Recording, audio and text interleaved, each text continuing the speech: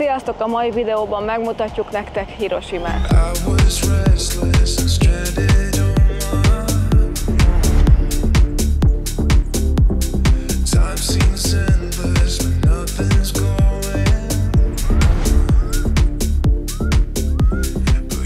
Ugye Hiroshima volt az a város, ahol a világon először ledobták az atombombát. Na de miért? A második világháború Ázsiában 1937-ben kezdődött, amikor Japán megtámadta Kínát, mert terjeszkedni akart. Japán célja az volt, hogy nagyobb befolyást szerezzen a csendes-óceáni térségben, és ellenőrzése alá vonva a stratégiailag fontos területeket és az erőforrásokban gazdag területeket, például Kínát, Indokínát és a délkelet-ázsiai térséget. És a terjeszkedéssel Japán egy erős birodalmat akart létrehozni, amit az amerikaiak nem néztek jó szemmel. Ugyanis az Egyesült Államok aggódott az agresszív politika miatt, és ezért gazdasági szankciókat vezetett be, például megvonták tőlük az olajexportot. És mivel Japán gazdasága nagyban függött az import nyersanyagoktól, ezért úgy döntöttek, hogy visszaszerzik az irányítást a térség felett, és december 7-én Japán megtámadta az amerikai haditengerészeti bázist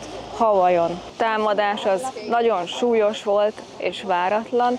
Erre van is egy kiváló film, például a Pearl Harbor. Abban a filmben például láthatjuk, hogy mennyire váratlanul érte ez a támadás az Amerikai Egyesült Államokat. Az Egyesült Államok hamarosan hadat üzent Japánnak, és belépett a háborúba.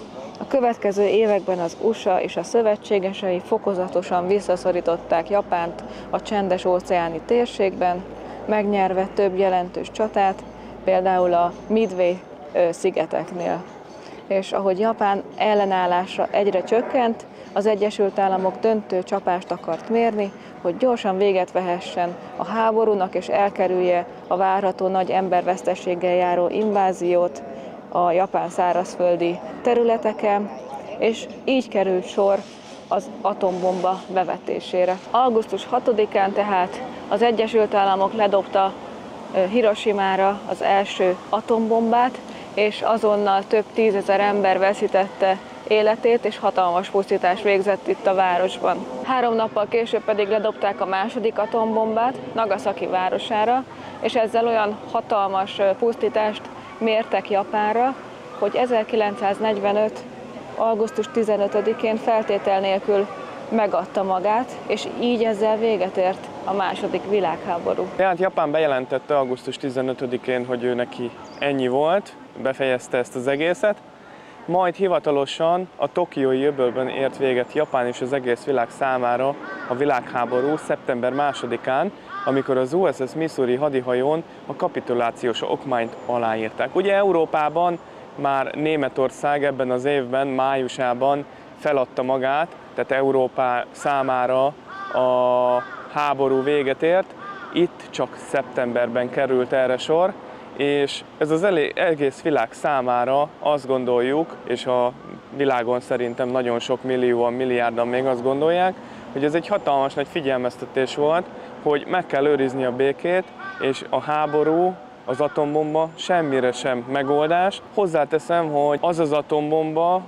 a mai fejlett atombombákhoz képest semmi sem volt, tehát biztos vagyok benne, hogy a hadipar azóta nagyon sokat fejlődött, és hatalmas nagy atom, illetve hidrogénbombákat fejlesztettek ki, ami még ennél is hatalmasabb pusztításra képes, és szeretnénk mi is, hogyha béke lenne, hiszen a háború semmire sem megoldás.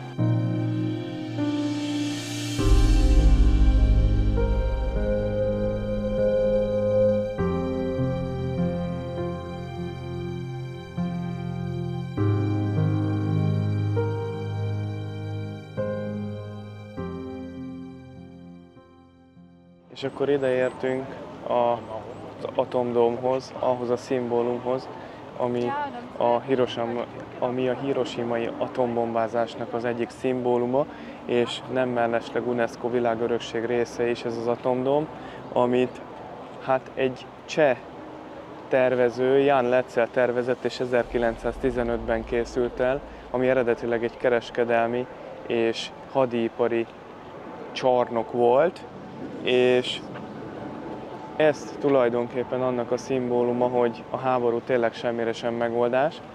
Az atombomba az 600 méter magasan, ettől a dómtól körülbelül 160 méterre robbant föl, és akkora hatalmas nagy pusztítást vitt véghez itt Hirosimában, hogy minden elpusztult, csodával határos módon a dóm épülete egyben maradt annyira, amennyire, de lehet látni, hogy elég nagy pusztítást végzett még ennek ellenére is.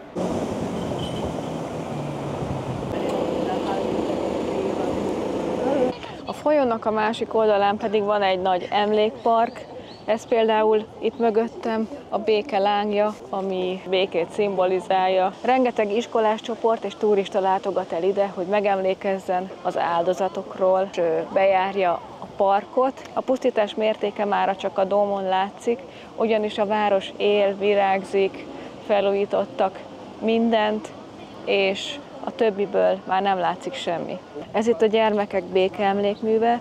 Sadako története az, hogy több ezer papírdarút hajtogatott a békéért és az egészségért, a világszerte ismert béke szimbólumává vált, és a látogatók rendszeresen papírdarukat hoznak ide, hogy megemlékezzenek. Amikor ledobták az atombombát, 2 éves volt, sértetlennek tűnt családjával együtt, majd később, 12 éves korában a robbanás következményei miatt, mert maradandó sugárzást szenvedett, leukémiában meghalt. A leukémia gyakori betegség volt a bombázás túlélői között a sugárzás miatt, szóval nem ő volt ez egyetlen. A kórházi kezelés alatt Sadako megismerkedett egy japán legendával, miszerint, hogyha valaki 1000 papírdarút hajtogat, teljesülhet a kívánsága, így bízott abban, hogy meggyógyulhat, és hogy béke lehet a világon. Tehát ezért kezdett el papírdarvakat hajtogatni. Ez itt pedig a béke harangja. Az előbb egy iskolás fiú nagyon-nagyon megkongatta, szerintem még ő is csodálkozott, mert nem tudta már, hogy honnan jön a hang konkrétan, beleszédült, olyan hangos volt. De ez a hang is a világ számára egy figyelmeztetés, hogy békére van szükség, és aki megkongatja, azutána mondhat egy imát a békéért.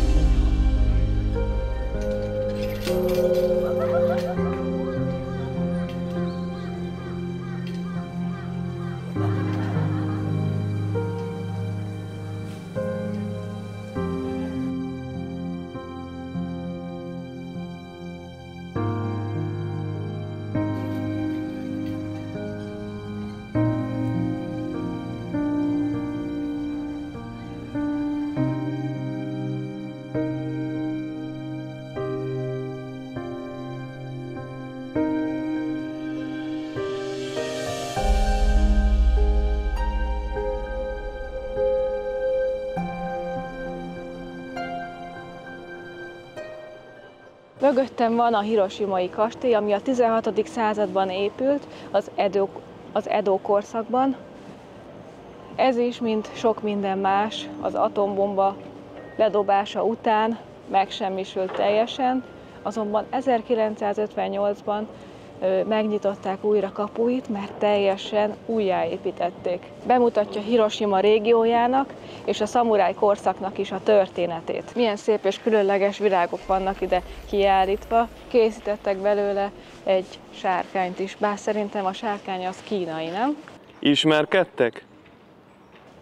Miért? Csak nézem. Pedig reggel ilyen voltál velem. És a Hiroshima szónak is van valami jelentése, úgy, mint a Kiotónak?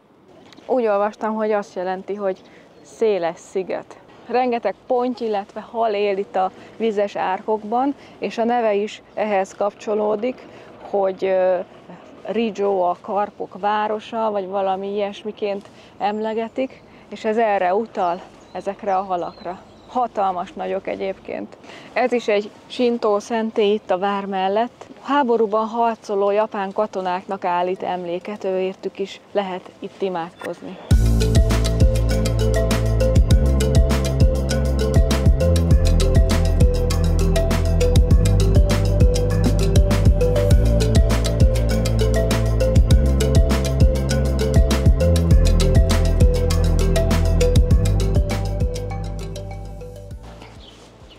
Itt a szentély előtt is van 2 darab ponty szobor, amik a japán kultúrában az erő és a kitartásnak a szimbólumai. Ugye azért is különleges ez a hiroshimai kastély, mert ugye a 16. században épült, viszont az atombombázáskor ugye a földdel lett egyenlő sajnos. Viszont amikor újjáépítették, akkor régi, kórhű elemeket, fa elemeket is használtak, és ötvözték a modern építőanyagokkal, tehát megőrizték a kor szellemét, de mégis belül egy modern kiállítóteremként működik.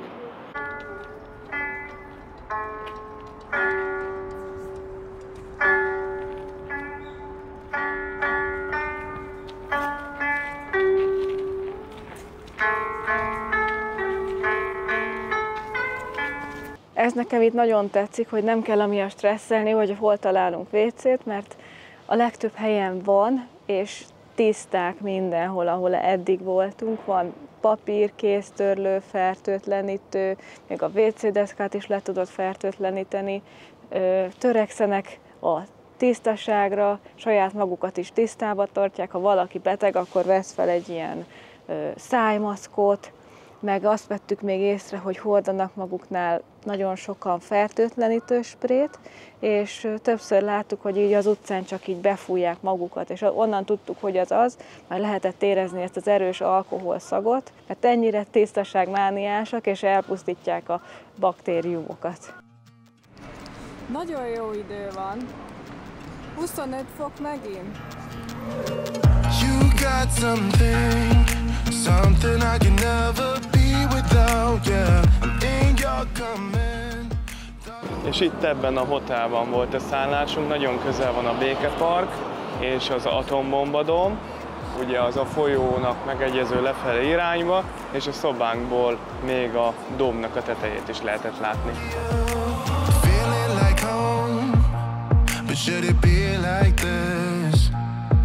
Locked up in your dome, you know I fight for you. What do I every time you call my name? What do I you're whipping me into madness.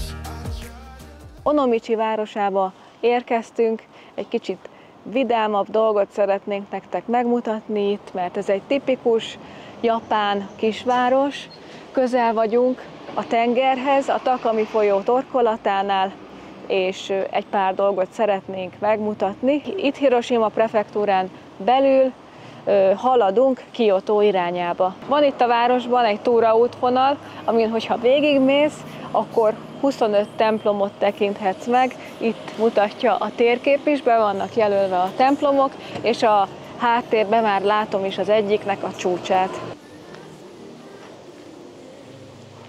Ez a szentély Hachiman istenségnek készült, és ez is, mint az összes többi fából van, és előbb majdnem megcsípett minket egy lódarázs, mert ugye itt ilyen hatalmas, nagy darazsakkal találkozhat az ember, és elvileg, hogyha az valakit kétszer megcsíp, akkor abba bele is lehet halni, szóval ez komoly dolog. Szerencsére elment, de ja, jobb félni, mint megijedni. Ezért mondtam, hogy ez a templomok útja, mögöttem a Sintó szentély, nektek balra pedig egy buddhista templom, és milyen jól megfér a kettő egymás mellett, ugyanúgy, ahogy a japánoknál is, ugye meséltünk már erről, hogy olykor valaki több vallást is felvesz.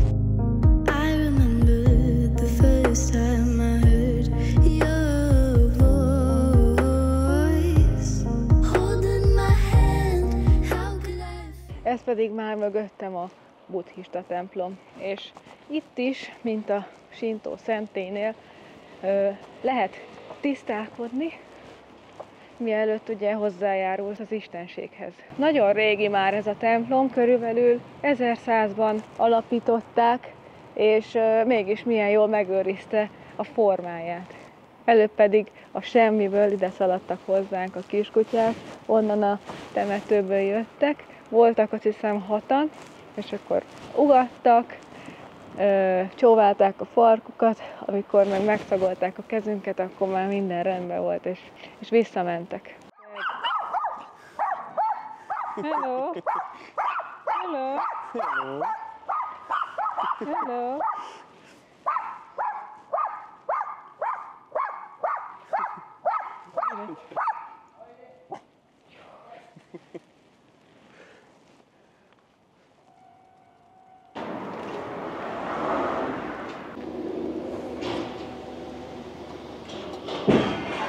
Milyen gyönyörű ez a leander, nézzétek meg, gyönyörű szép sövényt alkot.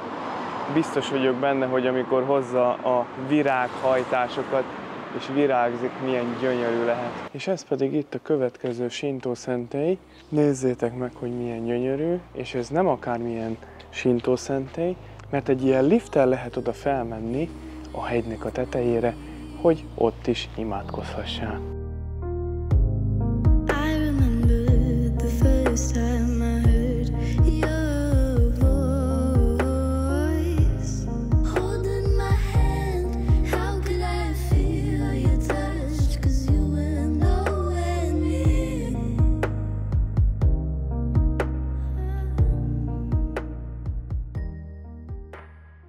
Ugye több helyen már ezt láttátok, és én is bekongattam még ott Kiotóban, hogy van egy ilyen szalmakötél kihelyezve, és rajta ott fölül egy csengő, és ez a japán kultúrában, a Sintó vallásban ez egy bevett szokás, hogyha valaki szeretne imádkozni, akkor ezt meghúzza, csenget, ezáltal megtisztul, és jelzi a kamik, azaz az istenségek felé, hogy megérkezett, és hogy ő imádkozni szeretne. Ez pedig itt a macskáknak az útja, különösen kedvelt a macskakedvelők körében, különféle figurákat helyeztek ki, és rengeteg macska van itt.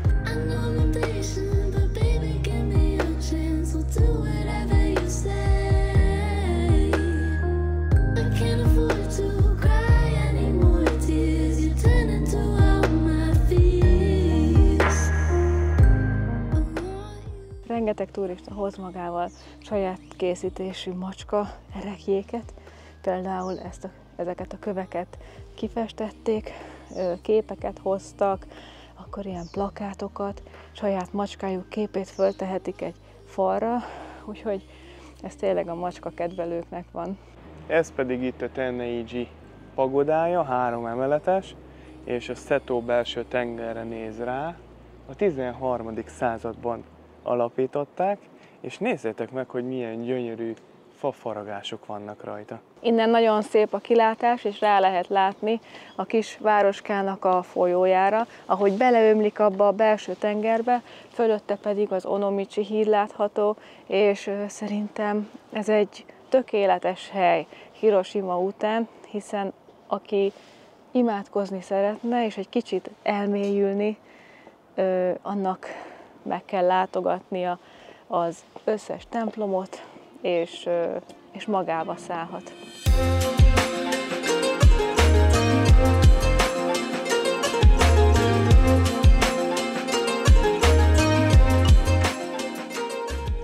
Itt jönnek fel azok, akik gyalogolnak, és ott vannak azok, akik a felvonóval jöttek. Ez egy jó hosszú lépcsősoron kellett feljönni jó meredekre.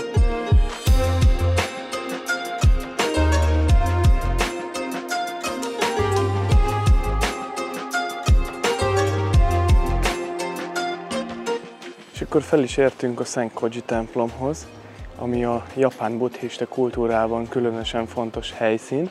A 9. században alapították, és gyönyörű kilátás nyílik Onomichi városára és a belső tengerre.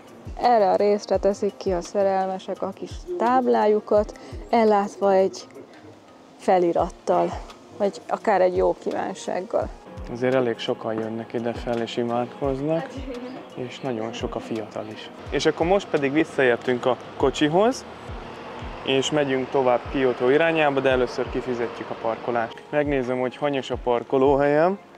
Ez a 17-es, és akkor ide jövök az automatához. Ez, hogyha nem tudtok, japánul is működik, hiszen nézzétek meg, egyetlen japán írás sincsen, hogy mi is fordítunk, és akkor beírom, hogy japán írás. Tehát, hogy egyetlen angol írás sincs, angol nyelvű írás itt, hanem csak japán, de nem tudunk japánul, szóval mi is fordítani szoktunk. Beírom, hogy 17-es, rányomok, hogy zöld, és akkor kiírja, nyilván a zöld ugye, hogy fizetni akarom, és 400 jenőci az ár, és akkor bedobok 4 darab 100-ast, és akkor mindjárt lenyílik a cucc. És amint látjátok, itt is van automata, rengeteg automata van a főutak mellett is, szóval mindig van lehetősége az embernek hideg vagy meleg üdítőt venni. Arra kell csak odafigyelni, hogyha itt világít valamilyen lámpa, az piros vagy kék. A piros az meleg, a kék pedig hideg.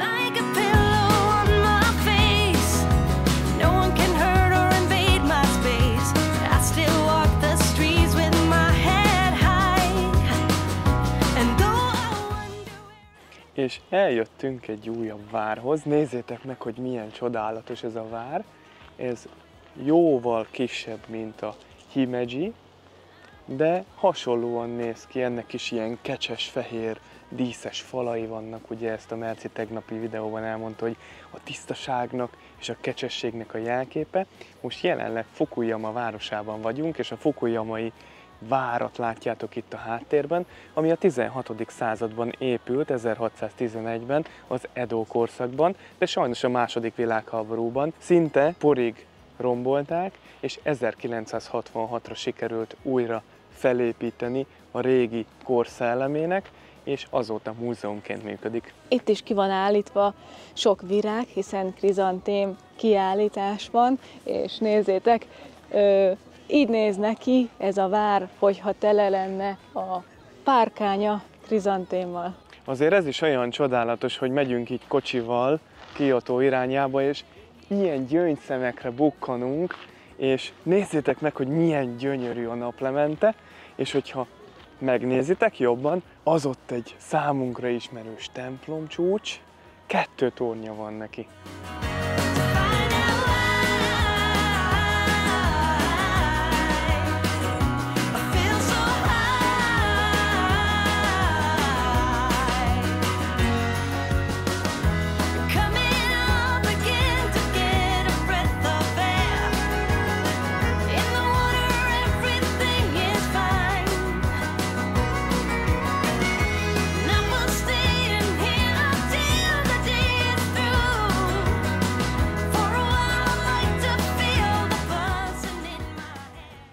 És srácok, hát reméljük, hogy tetszett ez a videó is. Ez is egy nagyon fontos rész volt, hiszen nagyon fontos a világban a béke.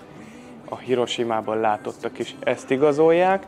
Most viszont már a visszaútunkon vagyunk, megérkeztünk újra Kiotóba, úgyhogy ezt a részt már láttátok, hiszen mi most még felvesszük azokat a kimaradt részeket, amik akkor nem fértek bele. Úgyhogy iratkozzatok fel, kövessetek továbbra is minket, és találkozunk a következő részben. Ne felejtsétek el megnyomni annak a bizonyos kobemarhának a csengőjét sem. Jók legyetek, találkozunk, sziasztok, ciao ciao.